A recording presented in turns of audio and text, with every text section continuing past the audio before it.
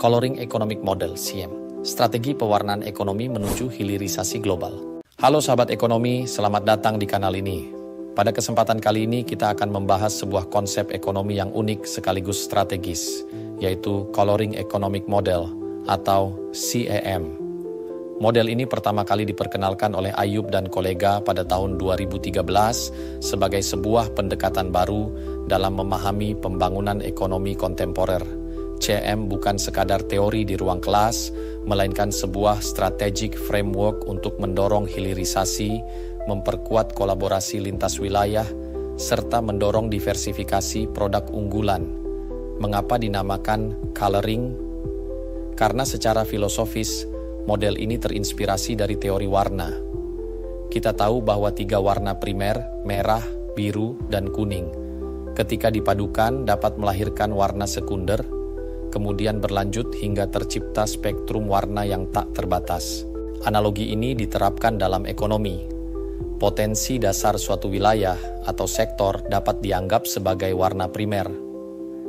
Ketika potensi itu dikombinasikan dengan inovasi, teknologi, dan kreativitas, lahirlah produk turunan baru yang memiliki nilai tambah. Proses inilah yang kemudian menciptakan efek pengganda atau multiplier effect, memperluas rantai nilai atau value chain, serta membuka peluang pasar tanpa batas. Dengan demikian, CEM mengajarkan kepada kita bahwa ekonomi tidak boleh berhenti pada bentuk mentah.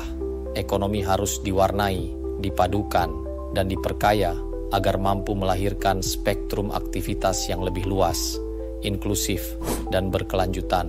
Secara akademis, Coloring Economic Model (CEM) memiliki pijakan kuat pada berbagai teori pertumbuhan ekonomi. Pemikir klasik seperti Adam Smith menekankan pentingnya sumber daya alam, modal, dan tenaga kerja sebagai fondasi pertumbuhan. Sementara itu, ekonom modern seperti Joseph Schumpeter menyoroti peran inovasi dan kewirausahaan sebagai pendorong utama pembangunan. Bahkan teori kontemporer hari ini berbicara tentang knowledge-based economy dan innovation-driven development yang menempatkan ide, kreativitas, serta teknologi sebagai faktor produksi utama. CEM lahir sebagai sebuah bridging model yang menghubungkan teori klasik dengan teori modern. Di satu sisi, model ini mengakui pentingnya potensi dasar atau primary resources. Namun di sisi lain, ia menekankan bahwa sumber daya tersebut tidak boleh berhenti pada bentuk mentah. Harus ada hilirisasi, diversifikasi, serta kolaborasi lintas sektor dan lintas wilayah agar pertumbuhan benar-benar berkelanjutan. Mengapa hal ini penting? Karena dalam banyak kasus, wilayah atau negara dengan potensi besar sering terjebak dalam resource curse atau kutukan sumber daya. Mereka kaya bahan mentah tetapi miskin nilai tambah. CEM hadir untuk memutus lingkaran itu. Dengan prinsip pewarnaan, potensi primer diolah menjadi aktivitas sekunder, kemudian dilanjutkan menjadi aktivitas tersier yang lebih kompleks. Hasil akhirnya adalah terbentuknya spektrum ekonomi yang lebih kaya, resilient, dan adaptif. Dengan kata lain, CEM merupakan sebuah strategic approach yang menggabungkan landasan akademik dengan kebutuhan praktis pembangunan ekonomi global. Mari kita masuk ke filosofi dasar. Coloring Economic Model (CEM) berangkat dari analogi seni rupa. Dalam teori warna, kita mengenal 3 warna primer, merah, biru, dan kuning. Dari perpaduan mereka lahirlah warna sekunder, seperti hijau, jingga, dan ungu. Jika proses ini terus berlanjut, terciptalah warna tersier hingga spektrum tanpa batas. Begitu pula dalam ekonomi. Primary economic activities adalah aktivitas dasar seperti pertanian, perkebunan, perikanan, energi, atau tambang. Dari sini muncul secondary economic activities, yaitu produk turunan awal. Misalnya, minyak mentah yang diolah menjadi bahan bakar atau latex menjadi karet olahan. Selanjutnya, lahirlah tertiary economic activities berupa diversifikasi yang lebih kompleks, industri kimia, kosmetik, farmasi, pariwisata berbasis produk lokal, hingga teknologi berbasis energi terbarukan. Prinsip pewarnaan ini memiliki makna mendalam. Ia mengajarkan bahwa potensi ekonomi tidak boleh dilihat secara tunggal atau monokrom. Dengan inovasi dan kolaborasi, setiap potensi dasar bisa dikombinasikan untuk melahirkan varian baru. Inilah yang disebut creative combination dan cross-sectoral synergy. Selain itu, filosofi warna juga menekankan keberagaman. Sama seperti spektrum warna yang tidak terbatas, ekonomi yang diwarnai akan lebih tahan terhadap gejolak eksternal. Diversifikasi inilah yang melahirkan resiliensi. Oleh karena itu, CEM dapat dipandang sebagai strategi untuk membangun inklusif ekonomi yang adaptif, inovatif, dan berkelanjutan. Coloring Economic Model, CEM, memiliki 3 prinsip utama yang menjadi fondasi pelaksanaannya. Pertama adalah inovasi. Tanpa inovasi, hilirisasi tidak mungkin berjalan. Inovasi berarti riset, teknologi, dan kreativitas yang mengubah produk mentah menjadi produk bernilai tambah tinggi. Inilah yang disebut innovation-driven development. Prinsip kedua adalah kolaborasi. Tidak ada satu wilayah atau satu sektor yang bisa berdiri sendiri. CEM mengajarkan bahwa kekuatan ekonomi lahir dari kolaboratif sinergi. Wilayah yang memiliki bahan baku bisa bekerja sama dengan wilayah lain yang memiliki infrastruktur industri, sementara wilayah lain berperan sebagai pusat distribusi.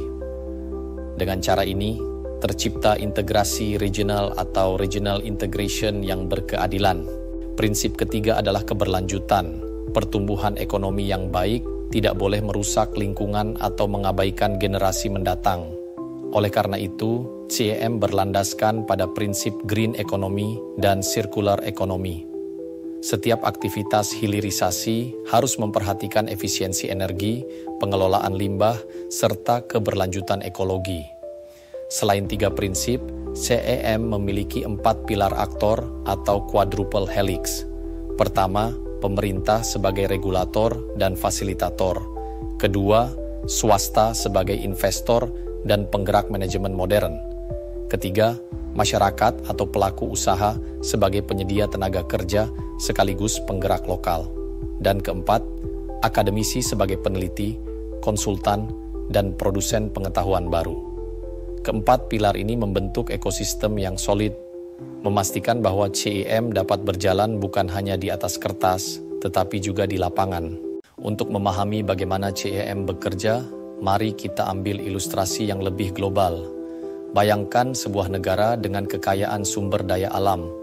Negara itu memiliki minyak mentah, karet alam, kopi, dan potensi energi terbarukan. Jika hanya dijual dalam bentuk mentah, nilai tambah yang dihasilkan sangat kecil. Namun, dengan kerangka CEM, prosesnya akan berbeda. Minyak mentah tidak hanya diolah menjadi bahan bakar, tetapi juga menjadi bahan baku industri petrokimia, plastik ramah lingkungan, hingga farmasi.